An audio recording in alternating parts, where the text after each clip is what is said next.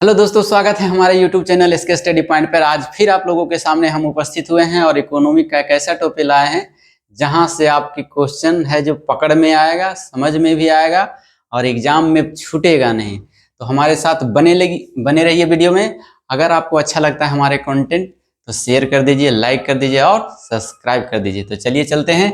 एक अच्छा टॉपिक है वित्तीय संस्था।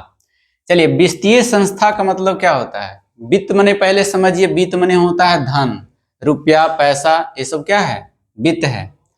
अगर हमें जरूरत पड़े, धन की जरूरत पड़े, रुपये पैसा की जरूरत पड़े तो हम कहाँ से लाते हैं? तो सबसे पहले हम अपने संगे संबंधी के यहाँ जाते हैं, दोस्तों से हेल्प लेते हैं, रिश्तेदारों से लेते हैं हेल्प, और लास्ट में है जो कहाँ जाते हैं? बैंक में। कहीं पर नहीं मिलता है तो बैंक से लेते हैं, साहूकार से लेते हैं, महाजन से लेते हैं।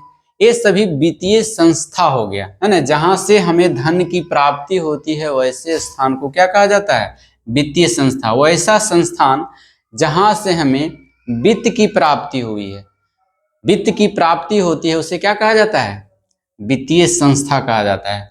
अब ये कितने प्रकार के होते हैं वित्तीय संस्था? तो वित्तीय संस्था जो होते हैं मुख्य रूप से दो प्रकार के होते हैं। पहला है मुद्रा बाजार, मनी मार्केट। दूसरा है पूंजी बाजार, कैपिटल मार्केट। अब है मुद्रा बाजार और पूंजी बाजार को हम लोग बारी बारी से देखेंगे। देखिए, इसके बारे में जान लीजिए। मुद्रा का पहले भी बता चुके हैं कि इसका भी मतलब होता है धन, पैसा। मुद्रा बाजार में है जो अल्पकालीन समय के लिए या मध्यकालीन समय के लिए जो है ऋण उपलब्ध होता है। फिर से सुनिएगा, मुद्रा बाजार में जो है हम धन लेने के लिए जाते हैं, ऋण लेने के लिए जाते हैं, तो हमें लंबे समय तक कर्जा नहीं देता है। एक निश्चित समय यानी कम समय के लिए और मध्यावधि समय के लिए, मध्यकालीन समय के लिए दिया जाता है। मतलब छोटे से अंतराल 10 दिन, 15 दिन, 1 महीना, ज्यादा करेगा 2 महीना, इससे ज्यादा नहीं दिया जाता है मुद्रा बाजार में। अब है देखिए, इसकी सहायता से अल्पकालिक और मध्यकालिक ऋण प्राप्त होती है। अभी बताएं। दूसरा पॉइंट याद रखना है कि मुद्रा बाजार का नियंत्रण आरबीआई करता है। ये मुद्रा बाजार जहां से हम पैसे लेते हैं, बैंक से लेते हैं, तो इन सभी बैंकों का जो है कंट्रोल कौन करता है? ये सभी बैंकों का कंट्रोल करता है RBI, reserve bank of India. यहां भी समझ में आ गया।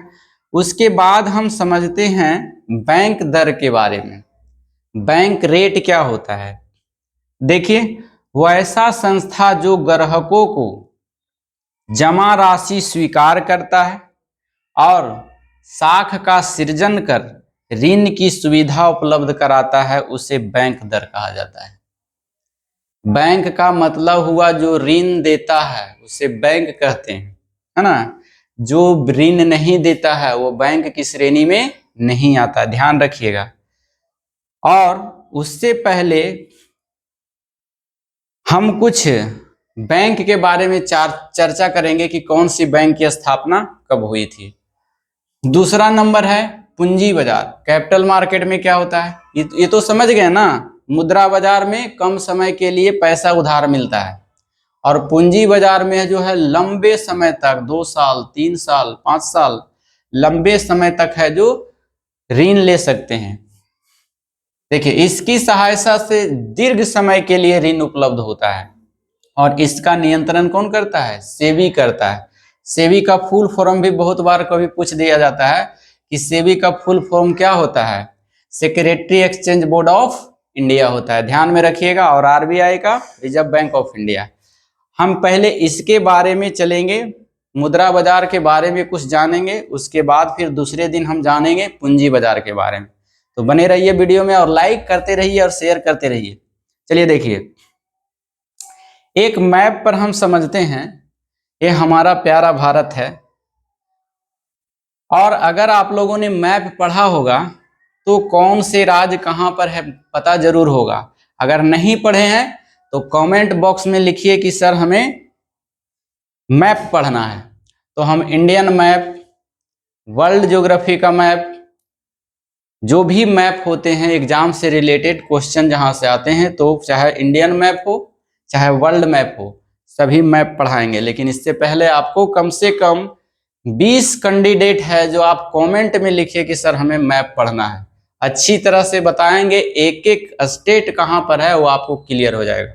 तो चलिए देखते हैं।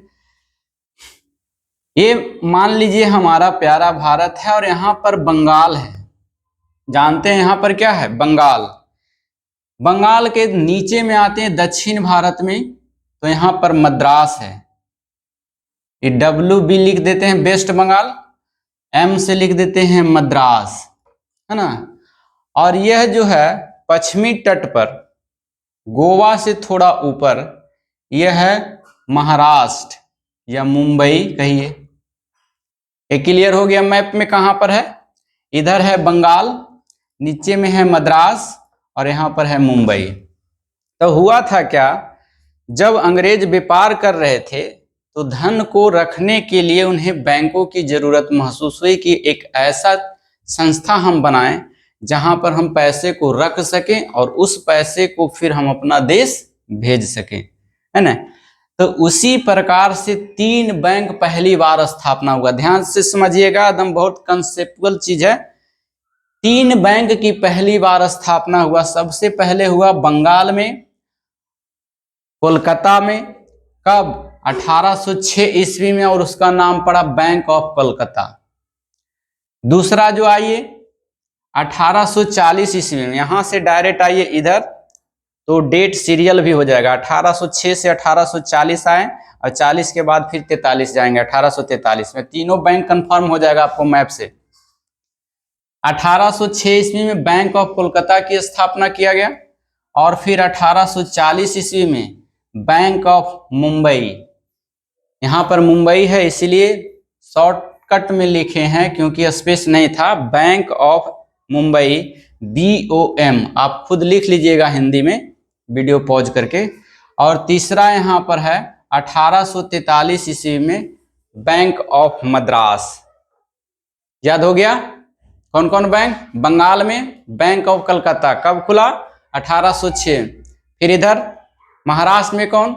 महाराष्ट्र में मुंबई, बैंक ऑफ मुंबई 1840 ईस्वी, और 1843 ईस्वी बैंक ऑफ मद्रास। क्लियर हो गया? 3 बैंक। इन 3 बैंक का स्थापना के बाद फिर 1865 ईस्वी में बैंक ऑफ इंडिया का निर्माण हुआ था। किसका निर्माण हुआ? बैंक ऑफ इंडिया की स्थापना हुआ। और फिर 1891 ईस्वी में PNB बैंक की स्थापना हुआ। तो अभी तक कितने बैंक पढ़े हमने? 3 बैंक इधर पढ़े, 2 इधर पढ़े। Bank of Calcutta, bank of Mumbai, bank of Madras. 1806, 1840, 1843। Clear हो गया? PNB का मतलब क्या होता है? Punjab national bank. और यह जो बहुत इंपॉर्टेंट है, भारतीयों द्वारा स्थापित पहला बैंक जो था PNB बैंक था, पंजाब नेशनल। पूछ देगा क्वेश्चन में कि भारतीयों द्वारा स्थापित जो है पहला बैंक कौन है, तो आप मारिएगा किसको? PNB, Punjab national bank. चलिए 1891 के बाद 1921 में आइए एक बैंक और की स्थापना हुआ जिसका नाम है इंपीरियल बैंक ऑफ इंडिया। क्या नाम है? Imperial bank of India. और 1921 ईस्वी के बाद 1965 ईस्वी में SBI की स्थापना हुआ, स्टेट बैंक ऑफ इंडिया। यहां तक क्लियर हो गया? फिर से एक बार देख लीजिए, ये हमारा प्यारा भारत।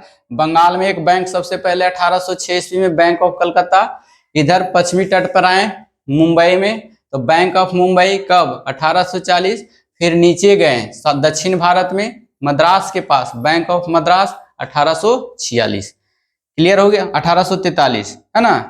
तो 1806, 1840, 1843 ये क्लियर हो गया। फिर यहां से देखिए एक बैंक 1865 ईस्वी बैंक ऑफ इंडिया, 1891 ईस्वी में पंजाब बैंक, और 1921 ईस्वी में इंपीरियल बैंक ऑफ इंडिया, और 1965 ईस्वी में SBI, state bank of India. चलिए ये सब बैंक की स्थापना हो गई तो ये सब बैंक जो है अपने तरीका से कार्य करना शुरू किया। कोई इसका कंट्रोलर में, कोई किसी बैंक के कंट्रोलर में नहीं था, जैसा मन चाहे वैसा काम करना शुरू किया। अंग्रेजों को लगा कि इसके कंट्रोल के लिए कोई एक ऐसा बैंक होना चाहिए जो इन सभी बैंकों पर क्या करे, निगरानी रखे। तो इसीलिए एक अंग्रेज था जिसका नाम था हिल्टन, तो उन्हीं के अध्यक्षता में एक कमेटी गठन हुआ कमेटी का, जिसका नाम था हिल्टन कमेटी। क्या नाम था? Hilton committee. कब गठन हुआ?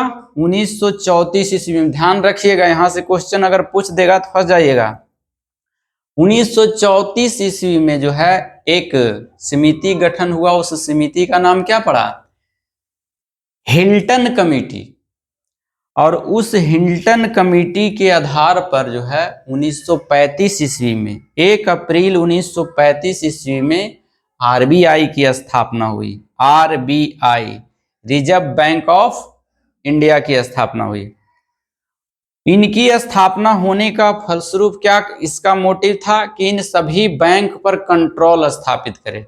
होता था क्या, यह बैंक है जो किसी को ऋण उपलब्ध नहीं कराता था, अपने फायदा में रहता था, इसीलिए इसका स्थापना करना जरूरी समझा हिल्टन साहब ने। और फिर 1 अप्रैल 1935 ईस्वी को आरबीआई की क्या हो गई? स्थापना हो गई। अब होता है, पूछ देता है कि आरबीआई का राष्ट्रीयकरण कब हुआ? राष्ट्रीयकरण कब किया जाता है, यहां से क्वेश्चन बनते हैं। तो देखिए, इसका राष्ट्रीयकरण हुआ था 1949 ईस्वी में, है ना। 1949 ईस्वी में आरबीआई की राष्ट्रीयकरण पूछ देगा कब हुआ था, तो 1949 में। ठीक है, यहां तक हो गया। अब यहां से है जो ये सब कार्य करना शुरू कर दिया, इस पर कंट्रोल स्थापित करना चाहिए।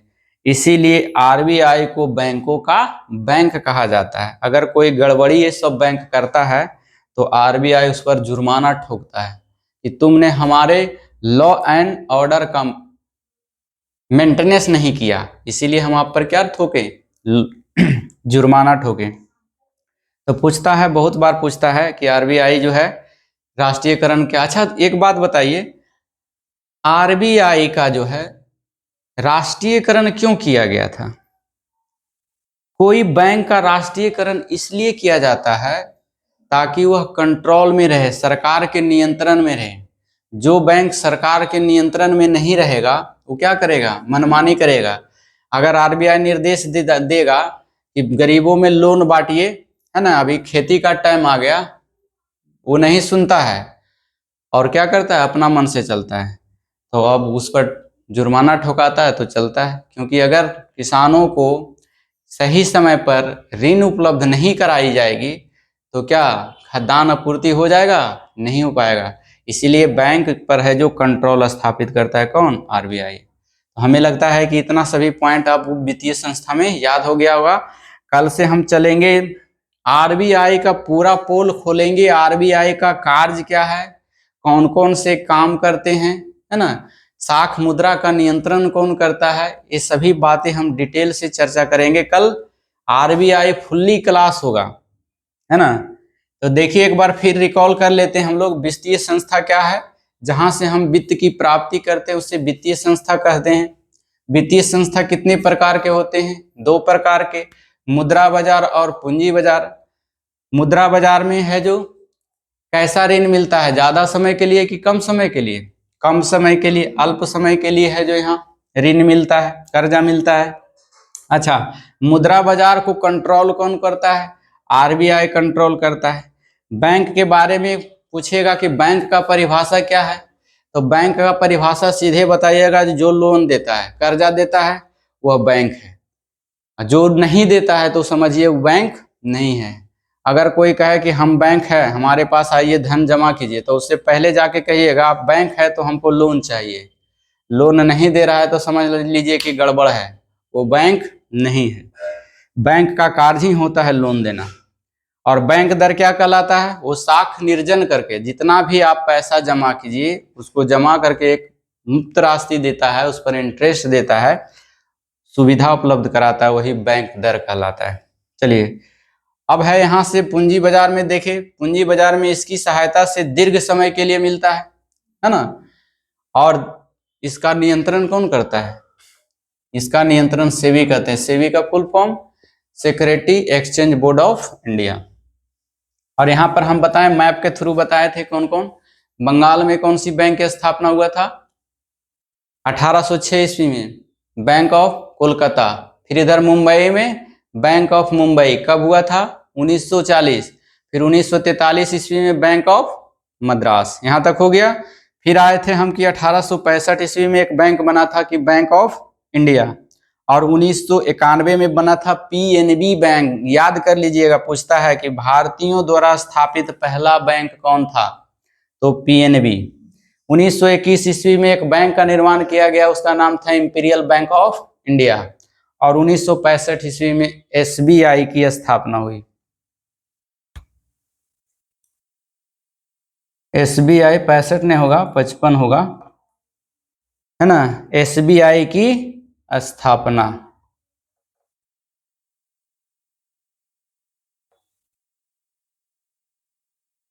तो देख लीजिए, आपको यहाँ तक आपको याद हो गया होगा। तो हमें लगता है कि ये सभी याद हो गया होगा आपको। चल मिलते हैं वीडियो में, देखते हैं। थोड़ा बने रहिए, थोड़ा टेक्निकल प्रॉब्लम है। ठीक हो गया है, आप लोगों को दिखाई पड़ रहा होगा। फिर से देख लीजिए, यहाँ पर 55 ही होगा। 1955 ईस्वी में एसबीआई की स्थापना हुआ था। तो ये सभी पॉइंट आप लोग है जो कल करके आइएगा। फिर हम आरबीआई के बारे में डिटेल करेंगे। तो आशा है कि ये सभी आपको समझ में आ गया होगा। तो मिलते हैं फिर नेक्स्ट क्लास में। थैंक यू सो मच, बने रहिए और लाइक करते रहिएगा। धन्यवाद।